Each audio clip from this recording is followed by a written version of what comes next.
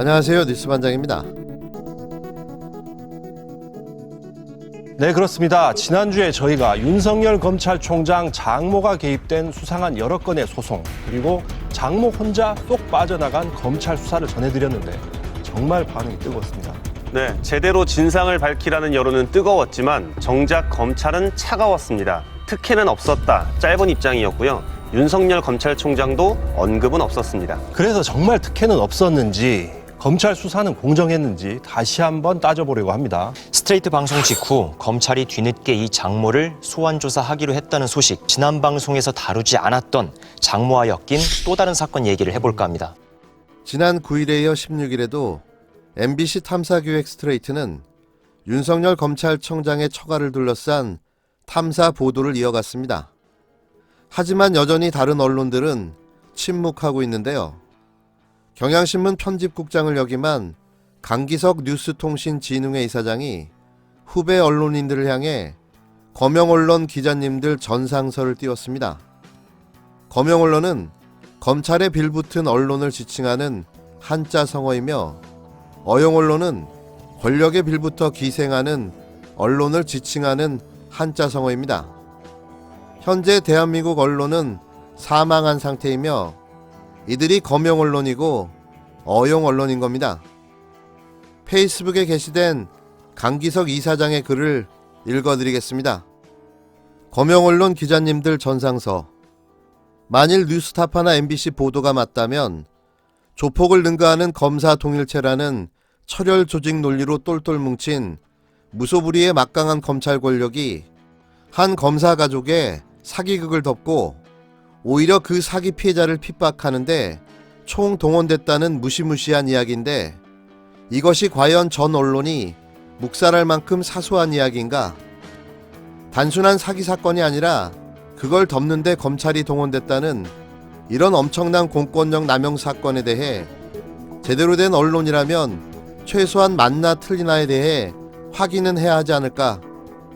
더구나 그 해당 검사가 검찰의 수장 자리에 올라 대한민국을 쥐락펴락하고 있는데 말이다.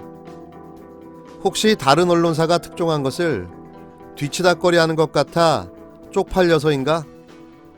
70년대 초반 미국이 승산 없는 월남전을 지속하면서 얼마나 국민을 속이고 있는지를 폭로하며 닉슨 행정부의 치명타를 먹인 펜타곤 페이퍼를 특종한 것은 원래 뉴욕타임즈였다. 닉슨 행정부는 뉴욕타임즈 보도가 나오자마자 즉각 1심 법원으로부터 국가 기밀 서류의 공표를 금지시키는 임시 명령을 얻어냈다. 이 문서가 계속 보도된다면 미국의 안보 이익에 치명적이며 회복할 수 없는 손실을 가져올 것이라는 주장을 펼친 것이다. 이것을 깬 것이 뉴욕타임즈의 경쟁사인 워싱턴 포스터였다. 워싱턴 포스트는 벤 브래들리 편집국장을 중심으로 사주 캐서린 그레이엄부터 일선 취재기자까지 똘똘 뭉쳐 후속 보도에 나섬으로써 결국 미 연방 대법원으로부터 언론의 자유가 정부가 주장하는 국익에 우선한다는 역사적 판결을 끌어냈던 것이다. 여기서 언론 자유란 허접 쓰레기 칼럼을 실어놓고 왜 10이냐고 우겨댈 때 들이대는 그런 언론 자유가 아니다. 피가 끓지 않는가? 언론 자유를 사랑하는 언론계의 젊은 벗들, 이미 수구 권력과 한몸이 된 수구 언론 말고 한겨레, 경향 등 이른바 진보 언론에 몸담고 있는 젊은 기자들, KBS, YTN, 연합뉴스, 서울신문 등 공영 언론에 몸담고 있는 젊은 기자들 말이다. 특히 관심법이 뛰어난 경향신문 검찰 출입 유희곤 기자님, 당신이 그토록 애써서 대통령에 대한 충심 그대로라는 속마음까지 알아내 단독 보도한 검찰청장 이야기가 아닌가? 그 정도의 열의와 검찰 인맥과 취재 실력이라면 검찰청장이 과연 검사 선후배들에게 우리 장모님 잘 봐달라며 어떤 청탁 혹은 압박을 했는지 혹은 안 했는지 얼마든지 취재가 가능할 법하다. 그것까지는 바라지도 않는다. 그분은 워낙 과묵하고 마땅히 해야 할 정의로운 말만 하는 분이니 주변의 온갖 측근들 다 동원해서 기어이 그분의 속마음을 헤아리지 않았나? 왜 지금의 그분 심정은 보도하지 않나? 한겨레 신문의 젊은 벗들, 검찰 출입기자 컬럼 하나를 싫지 않았다고 편집국장 물러가라고 성명서까지 발표했던 그대들 아닌가? 그토록 살아있는 권력과 싸우고 싶어하는 그대들, 왜 특별 취재팀을 구성해서 저 악취 진동하고 있는 살아있는 검찰 권력과는 싸우지 않는가? 어용신문이 쪽팔린다더니 검용신문은 그리 좋은가? 윤석열 검찰총장의 장모를 둘러싼 여러 의혹을 MBC 스트레이트가 보도한 이후 검찰이 뒤늦게 수사에 착수한 것으로 확인됐습니다. 가짜 은행 잔고증명서 작성과 관련된 혐의의 공소시효가 보름 뒤인 이달 말에 끝나다 보니 검찰로서는 시간이 촉박한데요. 장모 최 씨를 이번 주 중으로 소환 조사하는 일정을 조율하고 있습니다. 지난해 9월 법무부 검찰개혁위원회에 한 통의 진정서가 접수됩니다. 진정서에는 윤석열 검찰청장 장모 최모 씨의 명의의 가짜은행 잔고증명서에 대한 의혹을 수사해달라는 내용이 담겨 있었는데요. 가짜은행 잔고증명서 4장은 모두 350억 규모로 경기도 성남시 도청동 땅 구입에 필요한 자금을 모으는 데 사용됐습니다. 진정서는 대검찰청을 거쳐 지난해 10월 의정부 지검으로 보내졌지만 검찰은 그간 별다른 수사를 하지 않은 채 5달을 흘려보낸 겁니다.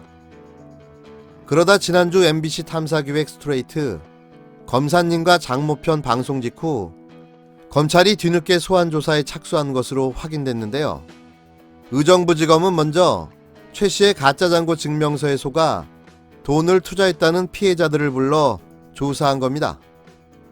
검찰은 또 최 씨의 동업자로 도촌동 땅을 함께 구입했던 또 다른 투자자에게도 소환을 통보했습니다. 검찰은 나아가 장모 최 씨가 이번 주 중으로 검찰에 나와 조사를 받도록 일정을 조율 중인 것으로 전해졌는데요. 문제는 사건의 진실을 파악하기에는 시간이 너무 촉박하다는 겁니다. 최 씨 명의의 가짜 잔고 증명서에 적용되는 혐의인 산문서 위조의 공소시효는 7년, 가짜 잔고 증명서가 발행된 시기가 2013년 4월 1일인 만큼 보름 뒤면 공소시효가 지나 더 이상 처벌할 수 없게 된다는 겁니다. 최 씨의 둘째 딸이자 윤석열 청장의 부인인 김건희 씨에 대한 조사가 필요하다는 지적도 나옵니다. 최 씨에게 부탁을 받고 문제의 가짜예금 잔고증명서를 만든 사람은 당시 김건희 씨가 운영하는 회사의 감사였습니다.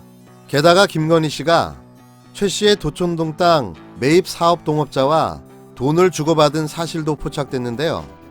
또 윤석열 청장이 장모의 여러 의혹들에 대해 알고 있었는지, 알았으면 어떤 역할을 했는지도 여전히 의문이 남습니다. 최 씨는 스트레이트 취재진에게 도촌동 땅을 둘러싼 소송에 대해 사위에게 얘기를 했지만 도움을 주지 않아 섭섭했다는 말을 했는데요. 이게 사실이라면 윤 청장은 이 사건을 사전에 인지하고 있었다는 건데요.